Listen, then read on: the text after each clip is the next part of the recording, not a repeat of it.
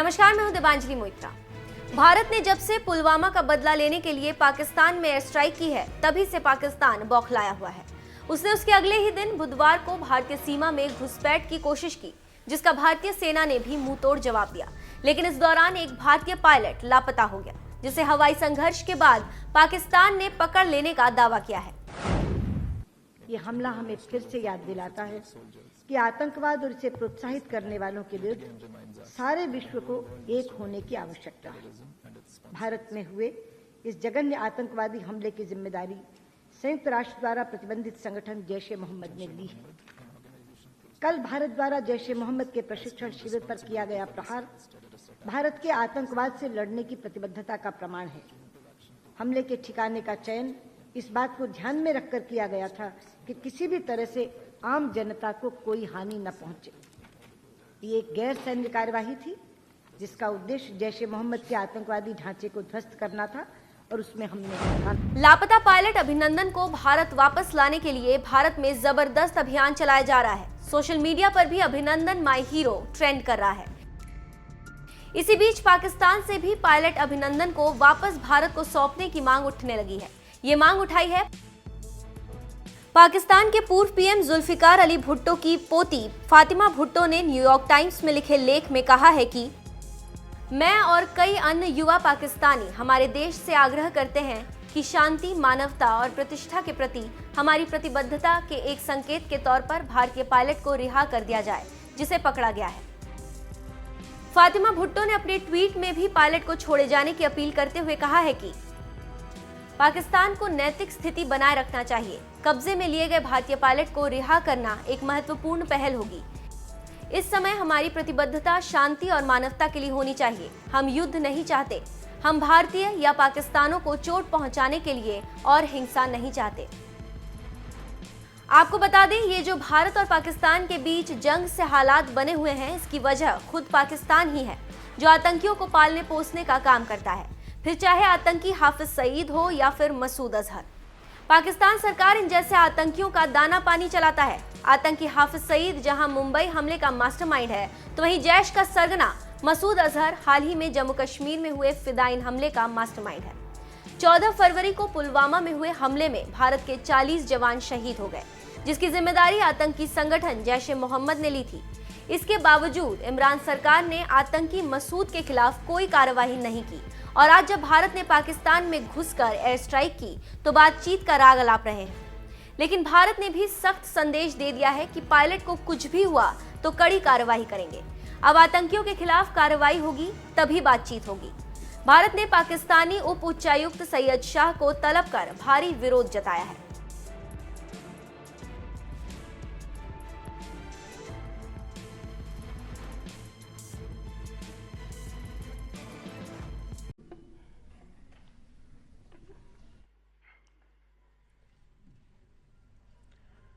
Science and technology मंत्री doctor Harshvardhan जी,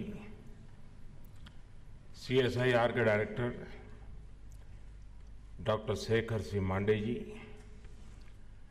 principal scientific adviser doctor के विजय राघवन जी, नीति आयोग के सदस्य श्री VK सारस्वत जी और यहाँ उपस्थित सभी मेरे साथियों, आप तो लेबोरेटरी में जिंदगी गुजारने वाले लोग हैं और आप में एक पहले पायलट प्रोजेक्ट करने की परंपरा होती है और पायलट प्रोजेक्ट होने के बाद स्केलेबल किया जाता है। तो अभी एक पायलट प्रोजेक्ट हो गया।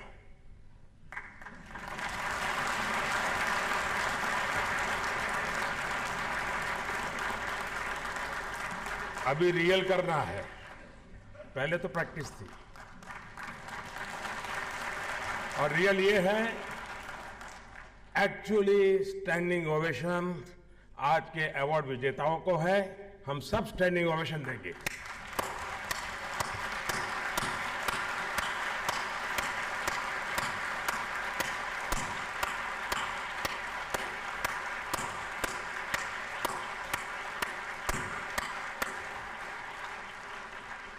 तो पहले वाला प्रैक्टिस था, ये रियल था।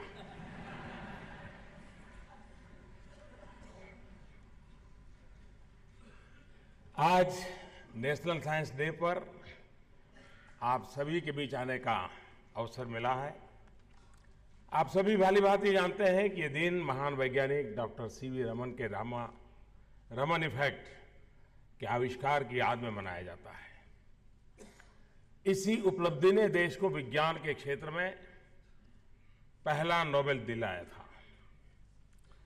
मैं डॉक्टर रमन को श्रद्धांजलि देने के साथ ही विज्ञान दिवस पर आपको और पूरे वैज्ञानिक जगत को, विज्ञान के प्रत्येक विद्यार्थी को बहुत बहुत शुभकामनाएं देता हूं। मेरी कामना है कि आप सभी रिसर्च एंड डेवलपमेंट से जुड़े अपने प्रयासों में सफल हो और इसका लाभ देश की जनता को मिल सके। आज शांति स्वरूप भटनागर पुरस्कार पाने वाले विजेताओं और उनके परिवारों को मैं बहुत बहुत बधाई देता हूं। आपकी उपलब्धियों पर हमें गर्व है, हिंदुस्तान को गर्व है।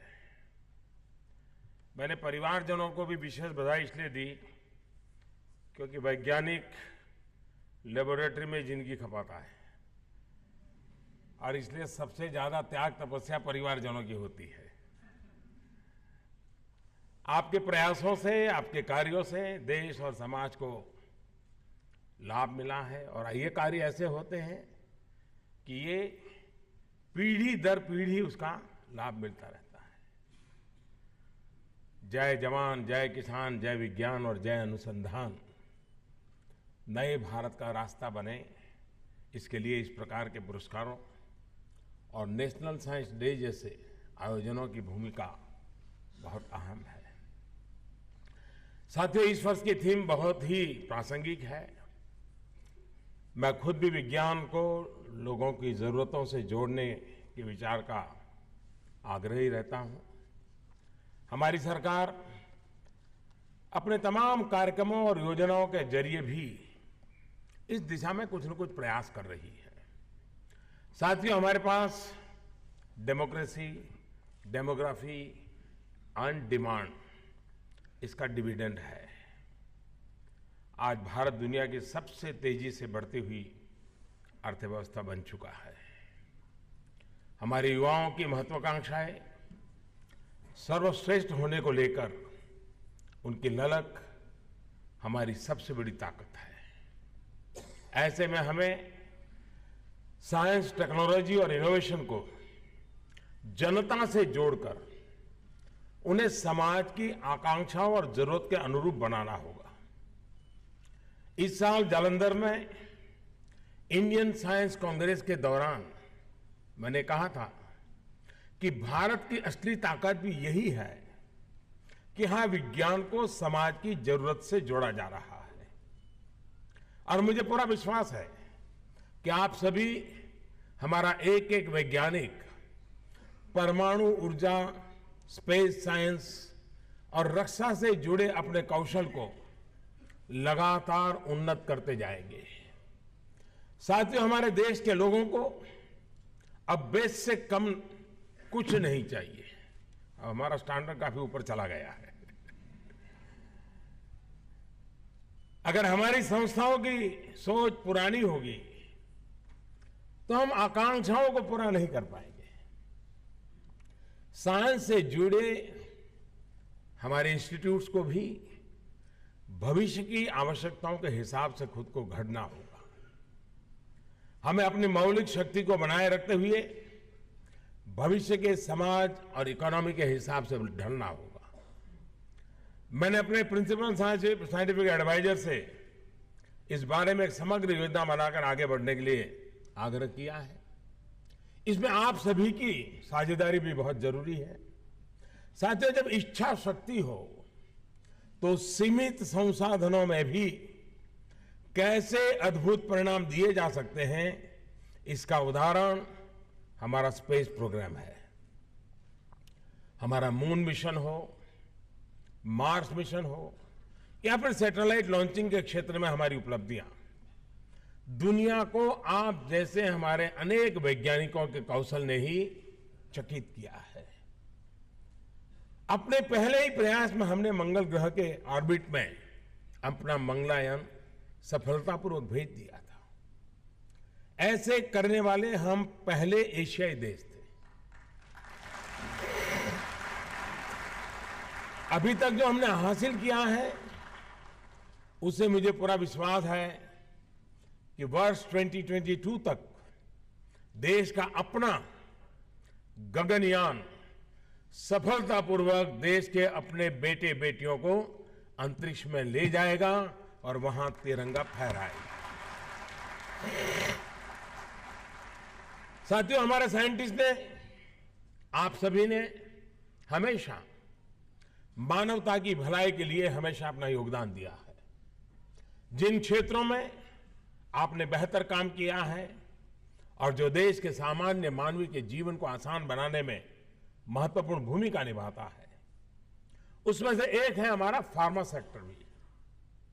फार्मा के मामले में भारत आज दुनिया का छठा सबसे बड़ा मार्केट है और दुनिया का तीसरा सबसे तेजी से बढ़ता हुआ बाजार है।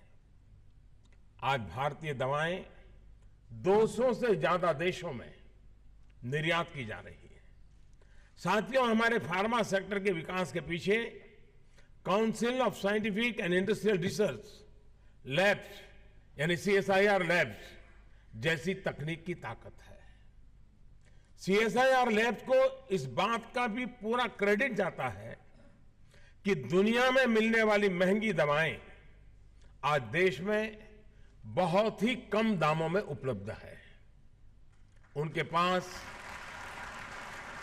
जो दवा बनाने का ज्ञान है और भारत के जंगलों में जो दवा से जुड़े पौधों का खजाना है, उसे CSIR का और अधिक विस्तार तय है। मैं समझता हूं कि अब हमारे फार्मा सेक्टर को और बायोटेक को और गति देने का समय आ गया है और इसके लिए जेनरिक्स और बायोसिमिलर्स की उपलब्धियों में इनोवेशंस को जोड़ना होगा। साथियों, council of scientific and industrial research द्वारा किया जा रहा एक और प्रयास सराहनीय है। एरोमा मिशन के जरिए जम्मू कश्मीर, पूर्वोत्तर और छत्तीसगढ़ के आदिवासी इलाकों में अपना वो पहुंच बढ़ा रहा है।